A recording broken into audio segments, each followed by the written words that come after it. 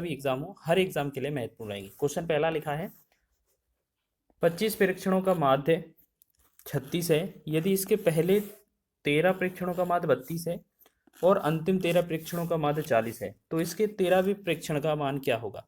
इस तरीके से क्वेश्चन दिया होता है तो आप क्या करते हैं, पहले इन 25 का योगफल निकालते हैं, फिर इन 13 का, फिर इन 13 का, फिर इन 26 वाले में से 25 का घटा देंगे, क्योंकि इन 13 वालों को जोड़ना पड़ेगा फिर।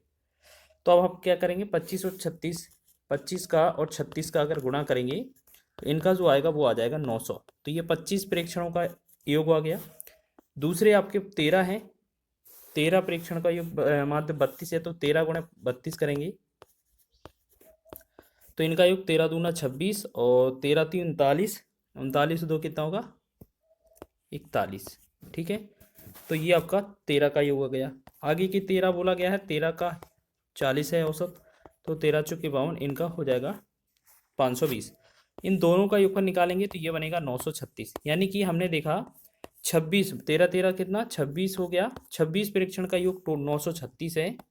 और इसमें से अगर हम 25 एक परीक्षणों का योग घटा देंगे तो ये घटाएंगे 900, तो बचेगा जो 36 बनेगा वो हमारा बीच में 13वां परीक्षण बचेगा।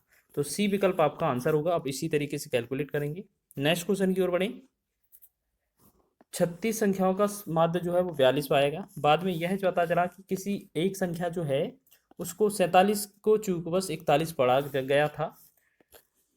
दी गई संख्याओं का सही माध्य ज्ञात कीजिए। तो आप ऐसे समझें, आपका इस तरीके से, जैसे आपका 36 का औसत माध्य 42 है, तो जो औसत है आपका माध्य है जो 42 है, वो 42 तो है ही, लेकिन चूकवश 47 को 41 पढ़ा गया है। तो आप ए देखिए, 47 की जगह 41 लिखा गया था, तो कितना कम पड़ा गया था 6। यानी कि 6 संख्याओं का औसत और निकालना होगा और जोड़ना पड़ेगा हमें। यानी कि 36 संख्याएं थी, 36 में भाग करेंगे, 36 से भाग करेंगे, 6 कम 6 6 और 6 छंग 36, यानी कि 1/6। 1/6 को जब हम भाग करेंगे तो ये 0 बढ़ाएंगे और इससे हम भाग करेंगे तो ये कितना 6 कम 6 दशमलव लग जाएगा।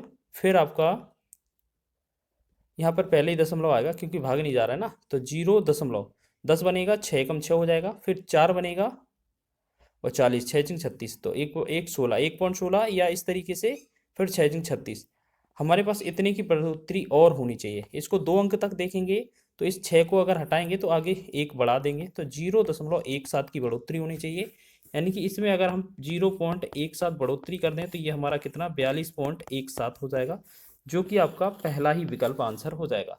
या आप और दूसरे तरीके से भी कर सकते हैं। इसको क्या करेंगे, पहले 36 का 42 में गुणा करेंगे, फिर इसको घटाएंगे, इसको जोड़ेंगे और 41 को घटा देंगे, फिर बाद में 36 से वापस हम भाग करेंगे, तो भी आपका आंसर हो जाएगा। ठीक है, दोनों तरीकों से करा जा सकता है इसको। ठीक है ना, तो इसका हम क्या करेंगे ये आप समझ लेना। अपने इस तरीके से नहीं करना है तो कर लेंगे, नहीं तो उस तरीके से कर लेना जिस तरीके से हमने आपको बताया है। तो अगला क्वेश्चन क्या लिखा है, यदि परीक्षणों ये आपके पास दिए हैं, इनमें से प्रत्येक में 10 की वृद्धि कर दिया है, तो इनका नया औसत माध्य क्या होगा। तो सबसे पहले आप अंदर वाले जो दिए हैं ना, इनका औसत माध्य निकालें।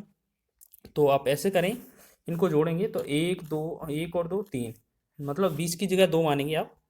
ठीक है, तो या 14 को 10 20, 10 और 20 30, 30 और 10 40, 40 और 2 मतलब 40 20 कितना होगा 60, 70, 70 हो जाएगा। 70 के बाद 80 90 और 100, 100 तो ये आपके हो गए। ये जोड़ने का अलग तरीका है, ठीक है, आप अपने तरीके से जोड़िएगा। फिर आपको क्या करना है, 100 हो गया।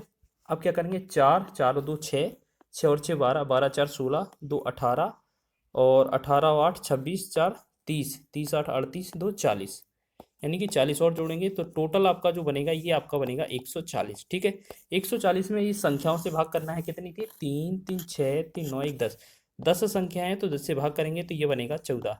आपका पुराना जो औसत है वो 14 है, लेकिन बोला है हर एक में 10 की वृद्धि कर दी जाए, तो आपका जो आंसर है, एक चीज़ याद रखना, हर एक की अगर 10 की वृद्धि होती है प्रत्येक की, तो जो चीज़ क्वेश्चन में बोला जाए 10 की वृद्धि है तो 10 जोड़ देना आप आंसर में, तो 14 में 10 जोड़ेंगे 24 आंसर हो जाएगा। ठीक है, अगर क्वेश्चन में कमी के बारे में लिखा होता तो हम कम कर देते, गुणा के बारे में लिखा होता तो गुणा कर देते, जोड़ के बारे में लिखा होता जोड़, भाग के बारे में भाग, जो भी कहा जाता वही चीज़ कर देते, औसत में हमारा आंसर हो जाता। नेक्स्ट क्वेश्चन है, एक कक्षा के छात्रों द्वारा प्राप्त किए गए अंकों का अंकगणितीय माध्य 58 है, उनमें से 20% द्वारा प्राप्त अंकों का माध्य 60 था और 30% छात्रों द्वारा प्राप्त अंकों का औसत माध्य 40 था। बाकी बचे छात्रों द्वारा प्राप्त अंकों का औसत माध्य क्या था। तो आप ऐसे समझें कि हमने अपने इस क्वेश्चन में 100 संख्या मानी है, ठीक है, 100 कक्षा में 100 छात्र माने हैं। तो हमने देखा अगर 20% छात्र का 60 है तो 20 का हम देखेंगे, 20 का योगफल 60 के हिसाब से औसत। 30% छात्र हैं, इनका प्लस करेंगे, 30% छात्र हैं उनका औसत 40 के हिसाब से। और देखो अगर 20 में से 100 में से 20 और 30 निकाल लिए तो 50 और बचे। शेष जो संख्या है इनका औसत हम x मान लेते हैं। तो इनका जो टोटल है वो टोटल कितने के बराबर होना चाहिए, टोटल जो 58 है 58 गुणा 100 के बराबर होना चाहिए, ठीक है ना। तो आप देखेंगे 6 दूना 12, ये बनेगा 1200 प्लस 3 चौके 12, तो ये बनेगा 1200 प्लस ये बनेगा 50x प्लस ये बनेगा 5800, ठीक है। तो हम देखेंगे ये 1200 जो 1200 हो गया 2400 हो गया। अगर 2400 को उस तरफ भेजेंगे तो ये 50x बराबर क्या बचेगा 3600, ये बनेगा 3400 रहेगा ना, एक बार चेक करिए। हाँ ठीक है। अब देखेंगे कि अगर 2400 घटाएंगे इसमें से तो ये हमारा 3400 रहेगा। अब यहाँ से एक जीरो से जीरो कट जाएगा, 5 एकम 5, 5 से 5 छः का 30, 5 अट्ठे 40, यानी कि जो x का जो वैल्यू है वो 68 आना चाहिए और 68 हमारा आंसर हो जाएगा, सी विकल्प का आंसर हो जाएगा। इस तरीके से भी पूछा जा सकता है। नेक्स्ट क्वेश्चन की बात करें तो यहाँ लिखा है 22 परीक्षणों का माध्य 10 है, 2 और परीक्षण को शामिल कर लिया जाए तो ज्ञात करने पर नया माध्य जो होगा वो 11 हो जाता है। तो नए परीक्षण का माध्य ज्ञात कीजिए। तो आप ऐसे समझें 22 परीक्षण का 10 है तो ये 22 गुणे 10 करना है तो इनका टोटल कितना हो जाएगा 220 हो जाएगा, ठीक है। अब बोला है 2 नए आ जाएंगे तो यहाँ पर 24 बनेगा और यहाँ पर औसत इनका 11 हो जाएगा। 2 नए परीक्षण शामिल कर लिए तो 11 चौक 44 और 11 दूना 22, 22 4 26, यानी कि ये हो गया है 264। अगर इस 264 वाले में से अगर आप 220 घटा देंगे तो ये दोनों परीक्षणों का योग आ जाएगा, ये 4 बचेगा, यहाँ 4 बचेगा, ये कट जाएगा 4, यानी कि 44 जो आया वो हमारा दोनों परीक्षणों का योग आया। अब इनका भी औसत या माध्य निकालना है तो हम 2 से फिर भाग कर देंगे तो ये बनेगा 22। तो 22 इस क्वेश्चन का आंसर होगा, डी विकल्प आपका हो जाएगा, ठीक है। आगे बढ़े नेक्स्ट क्वेश्चन की ओर। नेक्स्ट क्वेश्चन लिखा है प्रथम 6 अभाज्य संख्याओं का औसत माध्य ज्ञात करें। तो पहले तो आपको औसत संख्याएं आनी चाहिए। आपका पहली 2 हो गया, 3 हो गया, फिर 5 हो गया, 7 हो गया, फिर 11 हो गया और फिर 13। आपसे बोला कितना 6 संख्याएं थी तो 3 और 3 6 का हो गया। माध्य निकालने के लिए हम क्या करें, इन सबको जोड़ेंगे तो 2 3 5, 5 5 10 और 10 7 17, 17 11 हो जाएगा 28, 28 और 13 हो जाएगा 41, टोटल 41। बटा में संख्याएं कितनी है 6 हैं तो ये 41 बटा 6 जो होगा इसका माध्य हो जाएगा। आपका सी विकल्प इसका आंसर हो जाएगा, ठीक है। माध्य संख्या और अभाज्य संख्या आपको पता होनी चाहिए कौन कौन सी होती हैं, जिससे तभी तो हम निकाल पाएंगे इसको, ठीक है ना।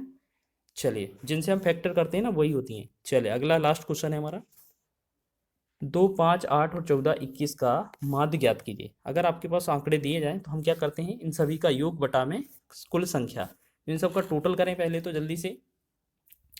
तो यहाँ देखेंगे हम 2 5 7 8 15, 15 14 कितना हो जाएगा 15 और 14 29 और 21 50, यानी कि टोटल संख्या टोटल जो योग है वो 50 हो रहा था। संख्या कितनी है टोटल 5 है।